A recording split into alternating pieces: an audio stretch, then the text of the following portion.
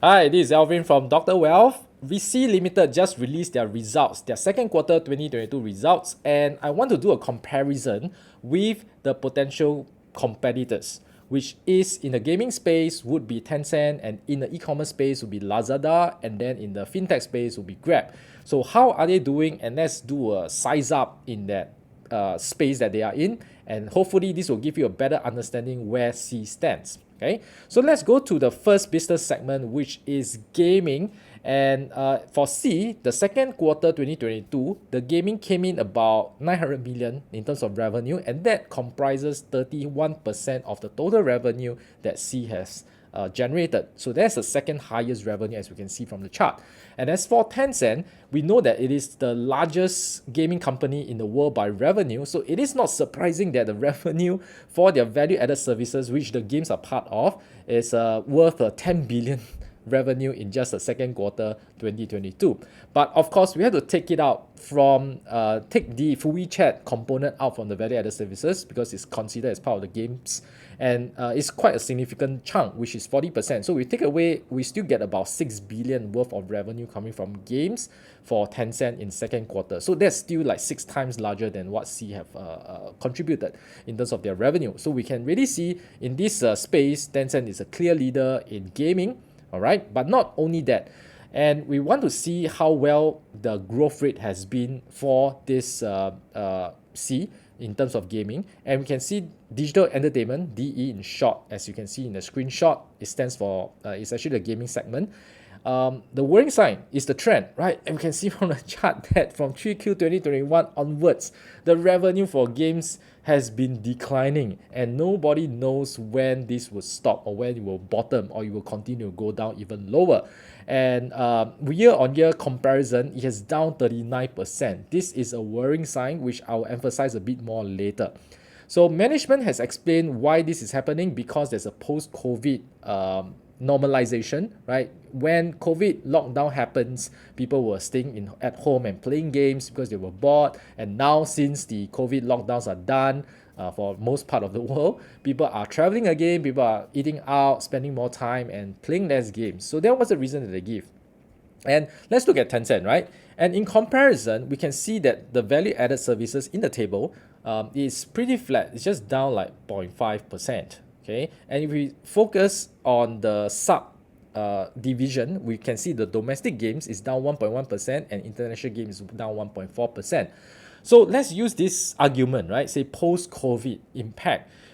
We can argue that domestic games, okay, mainly in China for Tencent, there's still lockdowns ongoing, right? So we can say that, okay, maybe it's fine, it doesn't really have big impact and it's only down 1.1%, so we can still say that that reason of COVID is valid. But if we look at international games, which is outside of China, where the lockdowns are no longer really happening and it's just down 1.4%, it's not down as much as like 39%, which C has experienced. So in this case, I don't buy that reason that is because of post-COVID. I do believe it could be the game titles in terms of popularity, because the most popular game from C is the Free Fire, right? But whereas for Tencent, it has a lot more titles that are super popular, like League of Legends, like PUBG, and a lot more. So I would think that it's because of that portfolio approach that makes Tencent's gaming revenue more robust as compared to over-reliance on one or two games that C has been facing, right? So that is the first comparison in the gaming space, and that's where I think that Tencent comes out in front, ahead of C. And that spells trouble for C. The reason is because if we take a look at their profit center, right, the gaming segment is the only profitable segment. The e-commerce is losing money, its fintech unit is losing money, and what they have been doing is using the profits from their games to defray the losses in the other two business segments. And with the drop in revenue, that would also translate to a lower profit. So let's compare. Last year, second quarter 2021, C has lost $24.1 million. And this second quarter 2022, it has lost $500 million. So what is happening? If we can look at the lower part of that bar, right, below the horizon, below the median line, and see that the losses for the other business segments, right, were not as large, right? It's actually quite similar as with last year. But the biggest difference is where the EBITDA for the gaming segments difference comes in. Last year, they were making 740 million EBITDA. Now, this year is just 333 million. So there is a good 400 million that just vanished, right? Because of a lower revenue from the gaming segment. And that's why their losses ballooned to $500 million. So it is a very critical pillar for Sea in terms of this gaming segment. It must make enough revenue and generate enough profits to defray the losses. Otherwise, you can see that the burn rate and the impact to how Sea want to expand the other two business segments will be hampered, right? Because less funds are going to be dedicated to grow those areas, then other competitors may come in and eat those market share. So that is a cause for concern, if you ask me. And let's look at the next segment, which is e-commerce. Okay, e-commerce, they've been growing well, right? They've grown 51% compared to last year. Now they are at 1.7 billion revenue in terms of their e-commerce segment. And if we look at their competitor, which I chose Lazada, the reason is because they are mainly in Southeast Asia, right? Shopee is mainly in Southeast Asia. And Lazada equivalent period for comparison, the latest quarter, they only grew just 10%. Okay, so this is very clear that Shopee is ahead, Sea is ahead when it comes to e-commerce in the Southeast Asia region.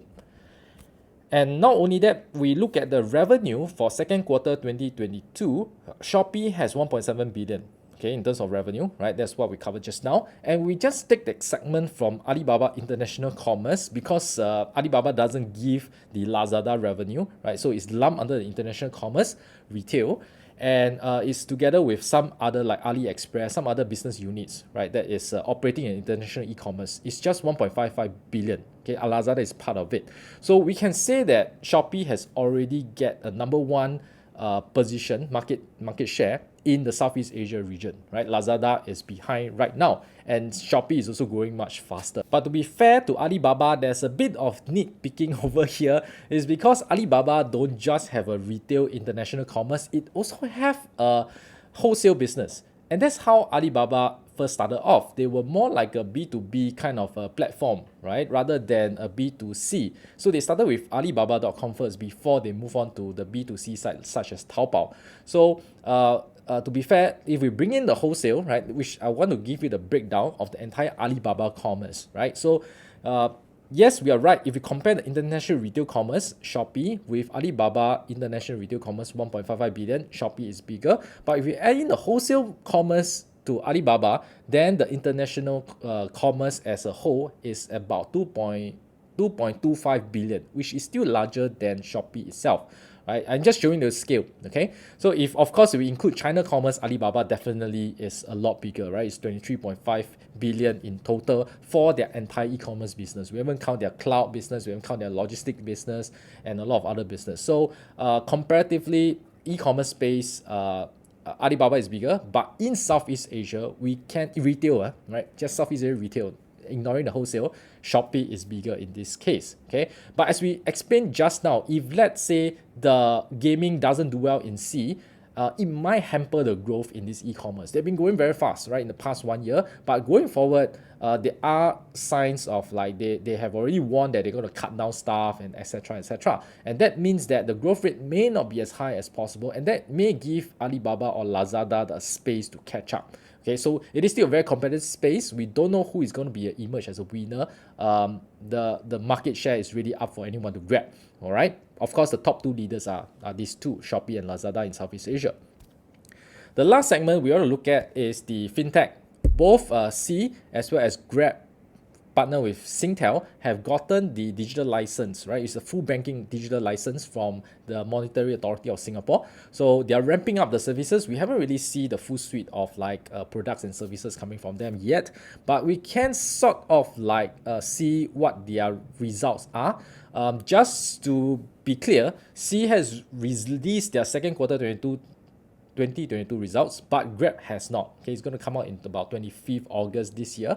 So I'm just comparing the first Q for Grab and second Q for Sea. So there is not really an apple-to-apple comparison, but I just want to give you a sense how far the numbers are. All right, and these two companies are great because they have very big user base, right? So Sea has Shopee, has their gaming site, which have a lot of users, okay, in Southeast Asia. And Grab is also a Southeast Asia player, and of course is known for ride hailing, has a lot of passengers, has a lot of drivers, and these people are there that could adopt GrabPay a lot more readily, right? So both have this distribution channel, which is good. And just to give you some numbers, for Sea, their latest quarterly active user, oh no, actually I took it from 4Q 2021, they give a quarterly instead of monthly, right? So again, it's not apple to apple comparison because Grab gives monthly. So for Sea, it is a 654 million users in one quarter. Okay, whereas for Grab is about 27.7 million monthly transacting users. Okay, so even the terms how they define a user is different, right? But this is just a rough sense of what numbers are we talking about. All right, and of course, clearer we can look at their revenue. Okay, again, this is comparing second Q for C and first Q for Grab. It's not apple to apple comparison. So we expect Grab, of course, the numbers to be higher than what is presented over here when they release their second quarter results. So in terms of gross merchandise value or GMV, C is much larger, about 5 times larger, right? If with a quarter lag, and revenue is also higher at 279 million, whereas Grab just managed to generate about 11 million from their fintech business in first quarter. And margin C is also better at 4.9% and Grab is at 0.8%. And one of the reasons could be because Grab also partner with other fintech companies like OVO, that's from Indonesia. So that could hamper some of the margins that they collect. Okay, so in this comparison, we can see that C is ahead, okay, in terms of this digital wallet adoption, right? But it's still early stages before we can conclude anything. But it seems like the e-commerce side have a much wider adoption rate than the ride-hailing side.